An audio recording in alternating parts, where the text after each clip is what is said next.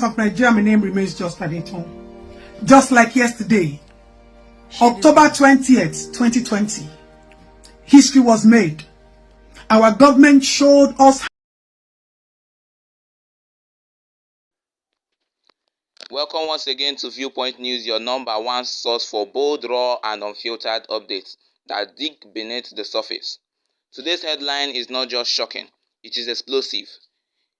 In a move no one saw coming, the daughter of President Bola Ahmed Tinubu has broken the silence, and not in support of her father's government. No, she has taken a bold stand against the Nigerian government, publicly criticizing the prolonged and controversial detention of NNAMDI, the leader of the indigenous people of Biafra, IPOB. Yes, you heard it right, the daughter of President coming out to challenge the same administration that birthed her political identity. This movement is stirring heated discussions across political, ethnic, and youth circles. Her words, laced with truth, emotion, and rebellion, are already going viral, drawing reactions from every corner of the country and beyond. What could this mean for the TINIBU'S administration? And an internal shake-up, a moment of true conscience, or a calculated political strategy? Is the younger generation finally refusing to be silent in the face of injustice? In this report, we'll break down everything she said, the reactions it's drawing, and why this could be a defining moment in the fight to free NNAMDI. So sit tight, grab a drink, and don't forget to like, share, and most importantly, subscribe to Viewpoint News, because what's coming next will change how you see Nigerian power dynamics. Citizens of Nigeria, my name remains just DETENTION. Just like yesterday, October 20th, 2020, history was made. Our government showed us how greedy and incompetent they are. They showed us how they feared change. They showed us their cowardness. They could not listen to us. They could not change things. But all they did was they released army and told them to silence our souls and our spirits and our bodies. You know, Governor Babajide Sanwo-Olu, I've tried as much as possible to forgive you, because one way or the other you have been competent in the areas of social welfare and children and health facilities. But let me tell you today, even after government, posterity will judge you for failing to be the hero of democracy. Anyway, I don't blame you. You are just a small boy listening to instructions. Now, 5 years down the line, today another history is about to be made. People are on the protest ground. People are outside demanding for the release of NNAMDI.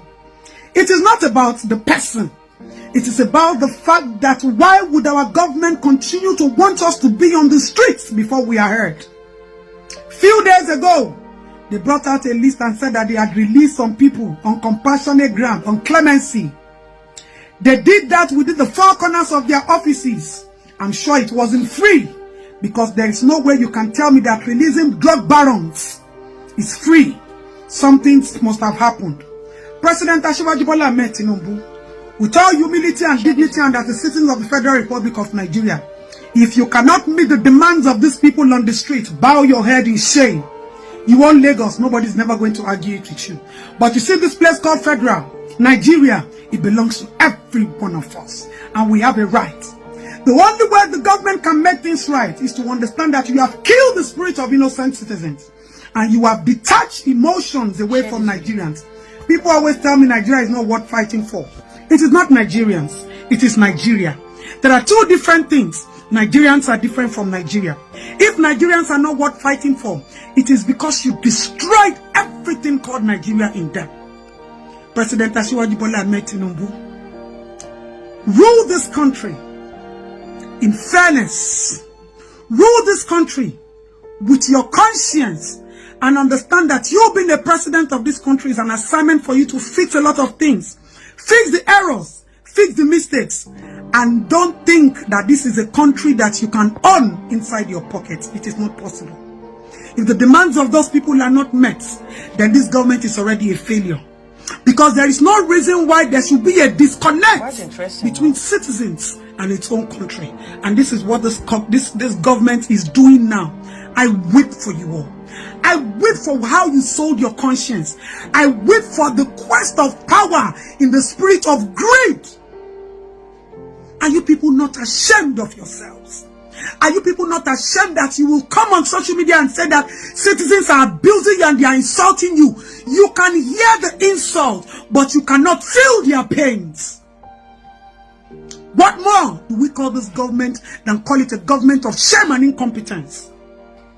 A government that people have to come on the street to demand for what they think is equity, equitable distribution of justice and compassion. Share this video. Nigeria must be great. There is no shall in our statement. Nigeria must be great. Asiwaju Bola Ahmed Tinubu, if you cannot make Nigeria great, then shame and woe betide unto people like you who call yourself leaders, but you don't know what it means to feel the pain of a common man. Whatever Justice NNAMDI KANU has done is not about the issue. It's about the fact that there are people in the face of the law that have done worse things. Now, I said it the other day, I said scrap NDLEA. Because what is the point if people will be arrested for drugs and at the end of the day they will be released on some kind of grounds? We have not forgotten NSAS. We might have moved on with our lives, but our pain still lives in us.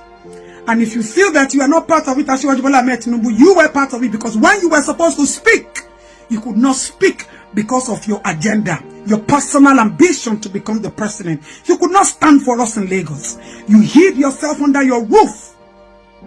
You could not come out to say a word. Now power is in your hands. What are you supposed to do? Make amends. Say sorry with your actions.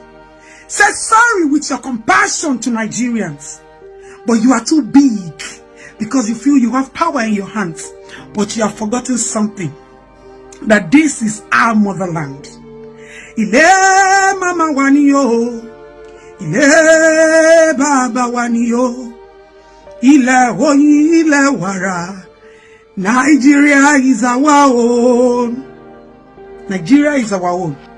And if our leaders cannot fix it, and our youth have become nothing but content creators because they don't believe in this government and they are completely detached in this government.